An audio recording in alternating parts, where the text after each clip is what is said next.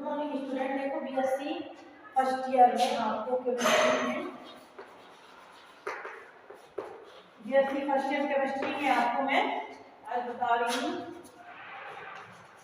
Geometrical isomer जो होते हैं, ज्योमेट्रिकल आइसोमर ऑक्साइन।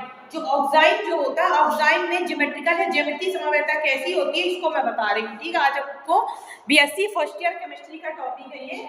तो ज्योमेट्रिकल आइसोमरिक ऑक्साइन, ओके।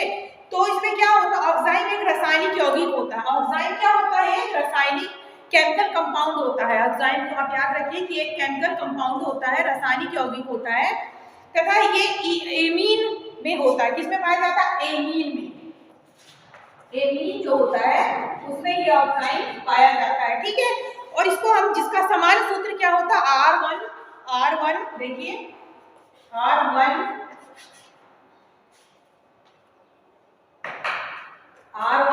R2 होता है। R1 R2 हो गया। देन इसके बाद आप देखोगे C डबल बॉन्ड O,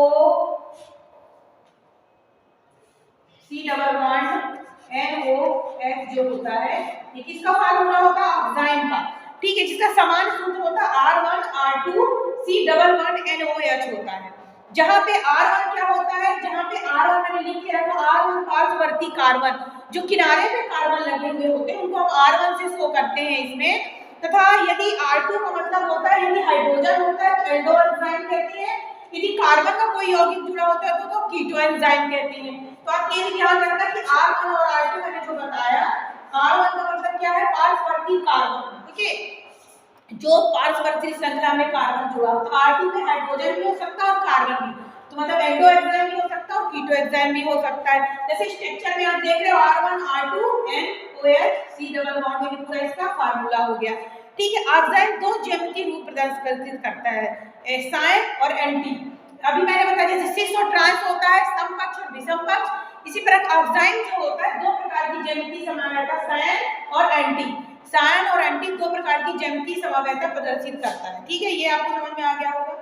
ठीक है, तो अगर देखो एक चीज मैं समझा दूं, एल्डो एंजाइम है। अभी ये समझ में आया, समपक्ष मतलब सपोज दैट मान लो कि अभी मैं इसको उदाहरण बता दे रही, देखो एक 1 इधर है, 1 इधर है, इधर 2, तो ये क्या हो गया, साइन हो गया, यानी समपक्ष हो गया। अगर इसी की जगह इधर 2 हो जाए और इधर 1 हो जाए तो ये क्या हो जाएगा, विषम पक्ष हो जाएगा, यानी एंटी हो जाएगा। इतना समझ में आ गया। तो जो ये ऑक्साइन जो होता है, ये ज्यामितीय स्ट्रक्चर जो प्रदर्शित किया जाता है, तो इसको क्या कहेंगे, समपक्ष विषम पक्ष ना बोल करके साइन और एंटी बोलते हैं, किसमें, ऑक्साइन में। ठीक है, इसके बाद आप देखोगे कि जैसे इसका ये देखो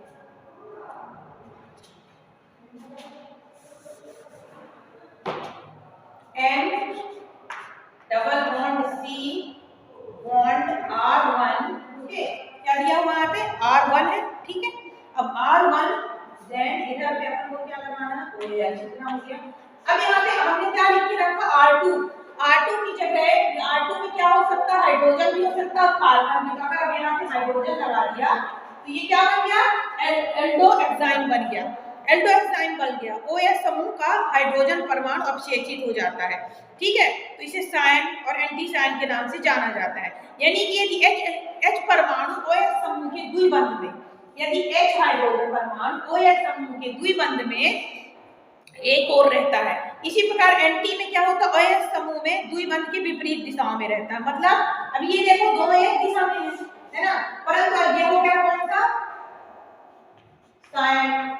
अगर एंटी करेंगे तो इधर H हो जाएगा, इधर मतलब दोनों विपरीत दिशा में हो जाएगा। तो इसी को कहते हैं, क्या कहते हैं, साइन और एंटी साइन। जब हाइड्रोजन एक ही तरफ रहते हैं तो साइन, और जब विपरीत दिशा में हो जाते हैं तो एंटी। अब देखो कीटो ऑक्साइन का मतलब हो गया कि कीटोन व्युत्पन्न, मतलब R1 और R2 में से एल्काइल और एलिल कोई भी व्युत्पन्न जुड़ा हुआ हो। ठीक है, तो मतलब क्या कहलाया गया, कीटो एंजाइम का मतलब क्या हो गया, जैसे सपोज दैट मान लो ये हमने बताया ना, कहां पे जुड़ेगा कीटो, R2 में जुड़ेगा। तो कीटो जुड़ने के लिए क्या करना है, देखो C डबल बॉन्ड क्या हो गया, N, C double bond N हो गया। देन इधर क्या हो गया, CH3 हो गया। इधर मेथिल समूह कोई जुड़ गया, जिसको एल्किन समूह भी, मेथिल समूह। इधर क्या आ गया, OH लग गया, ठीक है OH लग गया, और इधर C6H5 लग गया, फेनिल समूह चला गया, फेनिल समूह है, ठीक है ये लगा गया। तो ये क्या हो गया साइन बच्चों की, साइन इस दोनों एक तरफ है, तो ये क्या हो गया सिस हो गया। अब इसी को अगर अपन को कीटो, क्योंकि एल्डो में हमने हाइड्रोजन को बताया था, जब हाइड्रोजन एक तरफ रहता है तो साइन होता है, जब विपरीत दिशा में होता है तो क्या होता है वो एंटी होता है। इसी प्रकार कीटो में जब कार्बन और ये हाइड्रोजन एक साइड है और जब इसी को विपरीत करोगे तो ये कौन सा हो गया साइन हो गया, ठीक है। अब इसी का विपरीत अगर करना है अपन को तो देखो ऐसे करोगे C⋯N कर दिया, C⋯N कर दिया, देन इसके बाद क्या कर दिया इधर C6H5 हो गया, ठीक है, और इधर क्या लग गया OH लग गया, इधर OH लग गया, ठीक, और इधर CH3 रेडी। तो ये अब एक दिशा में हो गया, विपरीत दिशा में हो गया तो ये एंटी कीटो हो गया, ये बन गया, ठीक है। इसके बाद आप देखो कि क्या कहलाता है कि C6H5 OH एक और था, है ना, ये समझ में आ गया। जब C6H5 और OH एक तरफ था तो साइन, और जब विपरीत दिशा में हो गया तो एंटी हो गया। अब देखो ऑक्साइनों का नाम, ऑक्साइनों का नामकरण नाइट्रोजन जुड़े OH समूह तथा कार्बन नाइट्रोजन से जुड़े प्राथमिक समूहों के द्वारा किया जाता है, जैसे कि एल्डो एक्साइन, है ना, ठीक है ये हो गया।